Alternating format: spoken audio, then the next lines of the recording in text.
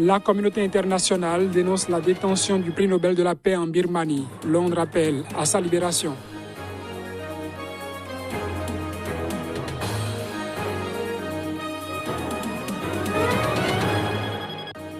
Les rues en Inde s'inondent de manifestants en soutien aux agriculteurs. Les réformes agricoles toujours dénoncées.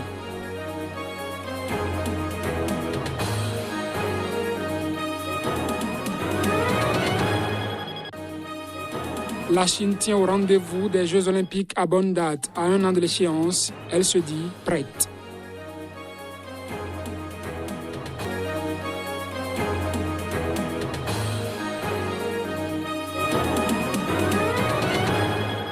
Et voilà pour l'essentiel en titre à développer. Mesdames, Messieurs, bonjour et bienvenue à ce journal sur Sika TV. Le président tunisien Kais Saïed a exprimé mercredi son opposition à l'entrée en fonction de 11 nouveaux ministres du gouvernement de Hichem Mechichi. Saïed avait critiqué le remaniement accusant certains ministres d'être soupçonnés de corruption. Précision.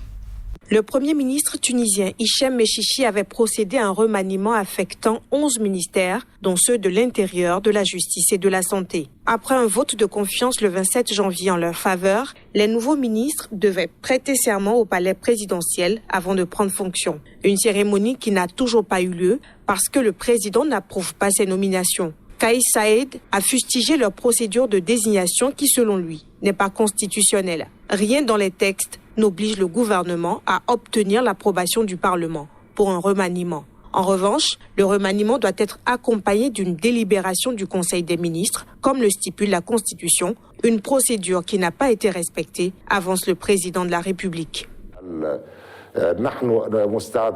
Nous sommes prêts à toutes les solutions, mais au grand jamais, je ne reculerai pas devant mes principes. Je suis prêt au dialogue, mais je ne suis pas prêt à dialoguer avec ceux qui ont volé le peuple tunisien. Ce bras de fer entre le président, un indépendant et les principaux partis au Parlement intervient alors que le pays est touché de plein fouet par la pandémie de coronavirus et ses retombées sociales. L'UGTT a mis en garde contre l'exacerbation de la crise politique à un point qui menace l'entité de l'État. Cette crise porte atteinte à la crédibilité de la Tunisie à l'étranger et risque d'aggraver les difficultés sociales, a averti le syndicat dans un communiqué.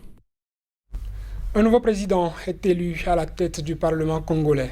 Mbosonko Diapwanga a recueilli 989 voix sur 466 votants. Son élection marque le début de la nouvelle majorité voulue par le président Félix Tshisekedi, qui a rompu les amarres avec son prédécesseur Joseph Kabila. Reportage. Candidat unique et doyen de l'Assemblée nationale à 79 ans, Mbosonko Diapwanga a été élu président du Parlement avec 389 voix. Il s'est rallié officiellement au président Tshisekedi en décembre, après avoir quitté Kabila et son Front commun pour le Congo, comme une bonne partie de la classe politique. Avec cette élection, Félix Tshisekedi poursuit sa marche vers un contrôle de tous les leviers du pouvoir pour appliquer sa politique de réforme soutenue par les États-Unis et l'Union européenne dans ce pays dont la région Est est en proie aux violences liées à la présence de dizaines de groupes armés. À l'issue du vote de ce mercredi, un bureau collégial pour Tshisekedi, composé de 7 membres, dont 2 femmes, a remplacé l'ancien à l'Assemblée nationale, où l'Union sacrée de la nation, nouvelle plateforme politique voulue par Tshisekedi, revendique désormais 399 sur 500 députés. Toutes les autres candidatures à différents postes non parrainées par cette Union sacrée de la nation avaient été invalidées. La mise en place du nouveau bureau prouve que le train de la démocratie est bel et bien en marche dans notre pays et nous allons vaincre ensemble les vicissitudes et les poches d'insécurité dans l'Est du pays, a déclaré le président élu à la clôture de la session parlementaire. La prochaine session de l'Assemblée du Sénat est prévue pour le 15 mars prochain. Au Nigeria, colère et déception dans le rang des commerçants à Abuja. Pour cause, la fermeture d'un marché populaire et de 2 grands centres commerciaux. Une décision du tribunal qui a constaté le non-respect des protocoles de prévention contre la Covid-19. Le Woods Market, le centre commercial UTC et le Merg Plaza ont été fermés par l'équipe chargée de faire respecter les règles anti-Covid sur le territoire de la capitale fédérale. Relativement épargné lors de la première vague de la pandémie, Le Nigeria a connu un rebond du nombre de cas avec la deuxième vague, débutée en novembre, qui a atteint un pic il y a 2 semaines. Les autorités nigérianes ont annoncé attendre la livraison de 16 millions de doses de vaccins ce mois-ci. Une équipe a été mise en place, chargée de vérifier l'application des règles anti-Covid. Les marchands des centres commerciaux fermés se désolent de la situation. Nous sommes venus au marché de Wuse hier pour faire respecter les règles et rien n'était en place. C'est très très triste. Nous avons donc fait arrêter quelques personnes et les avons traduites en justice. Elles étaient nombreuses. La juge, dans sa sagesse, s'est sentie un peu perturbée et a rendu un verdict selon lequel les personnes reconnues coupables devraient payer une amende entre 2 et 5 000 naira. Je me sens très mal parce que c'est là que je travaille. Ce n'est pas possible que quand vous allez là où vous travaillez tous les jours et vous arrivez à l'endroit et il est fermé à clé et vous ne pouvez pas y accéder, que vous soyez content. J'ai beaucoup de choses que je faisais hier. J'ai même un rendez-vous avec quelqu'un ce matin. J'ai quelque chose dans le magasin que je suis censé livrer ce matin et je ne peux pas le faire. Selon le NCDC, 405 décès dus au coronavirus ont été enregistrés sur les 2 derniers mois. Au total, le pays le plus touché d'Afrique a comptabilisé 1607 décès et près de 132 000 cas de contamination au Covid-19. Le ministre britannique des Affaires étrangères, Dominic Raab, a condamné dans un tweet la détention et l'inculpation de la chef de facto du gouvernement birman, Aung San Suu Kyi, à la suite d'un coup d'État militaire et appelle à sa libération immédiate. Les réactions se poursuivent depuis le coup d'État en Birmanie. Londres appelle à la libération immédiate de Aung San Suu Kyi. Le ministre britannique des Affaires étrangères a condamné la détention et l'inculpation de la chef du gouvernement birman. La démocratie ne doit pas reculer, a-t-il ajouté, précisant que Londres consultait ses partenaires internationaux sur les prochaines étapes. L'armée a mis fin brutalement lundi à la fragile transition démocratique en Birmanie, instaurant l'état d'urgence pour 1 an et arrêtant Suu Kyi, chef du gouvernement civil, ainsi que d'autres responsables de son parti, la Ligue nationale pour la démocratie LND. Selon un porte-parole de la LND, Aung San Suu Kyi, tenu au secret depuis son arrestation, a été inculpé mercredi pour avoir enfreint une loi sur les importations et exportations et un tribunal a ordonné sa détention provisoire jusqu'au 15 février. 3 jours après le putsch, condamné par l'ONU et de nombreuses capitales occidentales, des signes de résistance ont commencé à émerger. Les réformes agricoles en Inde continuent d'attirer l'ire non seulement des agriculteurs, mais aussi des populations. Plusieurs ont à nouveau manifesté en soutien, aux agriculteurs et ont appelé à retirer les lois concernant les réformes agricoles du pays. Depuis le 26 novembre, des dizaines de milliers d'agriculteurs, la plupart venus du Pendjab au nord, manifestent dans des camps érigés sur de grands axes routiers en périphérie de New Delhi. Ils protestent contre des réformes gouvernementales qui libéralisent les marchés agricoles et exigent leur abrogation pure et simple. De plus en plus d'Indiens descendent désormais dans les rues pour leur apporter du soutien.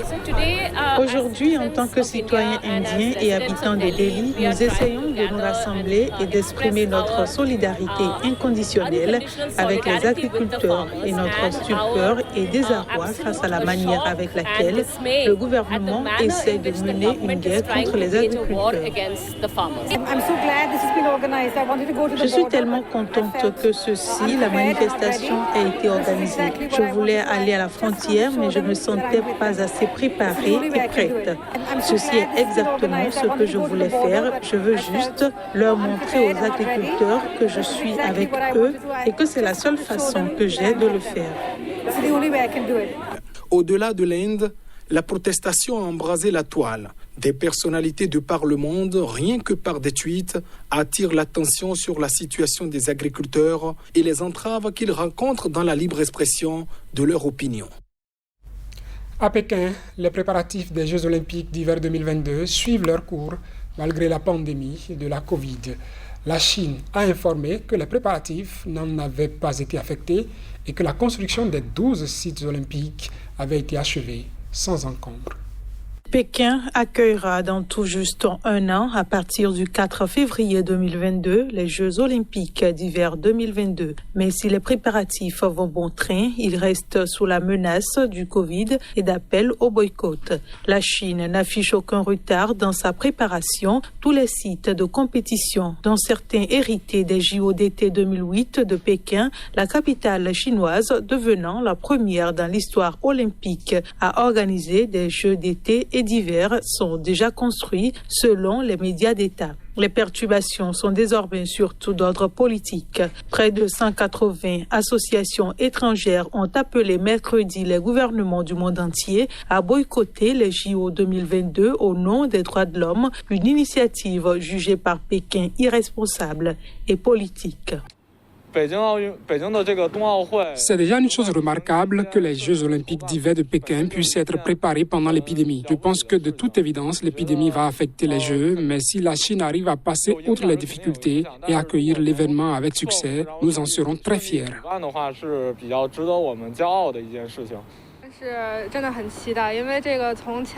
J'ai vraiment hâte d'y être. Pékin a fait la promotion des Jeux olympiques d'hiver depuis plusieurs années et de plus en plus de gens aiment skier. Je suis aussi allée au ski avec des amis récemment. Les gens sont enthousiastes et heureux d'y participer. Aux États-Unis, des élus ont introduit un projet de résolution au Sénat pour demander au Comité international olympique CIO de retirer l'organisation de l'événement à la Chine en raison de ces violations flagrantes des droits de l'homme. Mais ni le Covid ni ses appels au boycott ne refroidissent pour l'instant les ardeurs du géant asiatique, notamment de son président Xi Jinping. Et ça va être tout pour ce journal, mesdames et messieurs. Merci pour votre attention. Nos programmes se poursuivent sur Sika TV.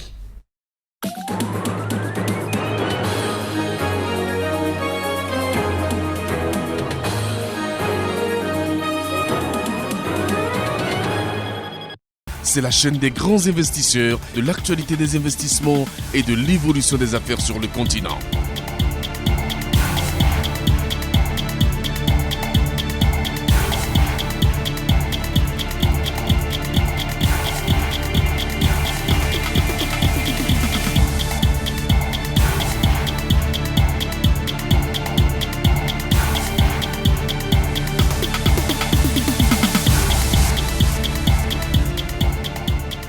Le seul choix, la seule chaîne pour rester connecté à l'Afrique qui bouge.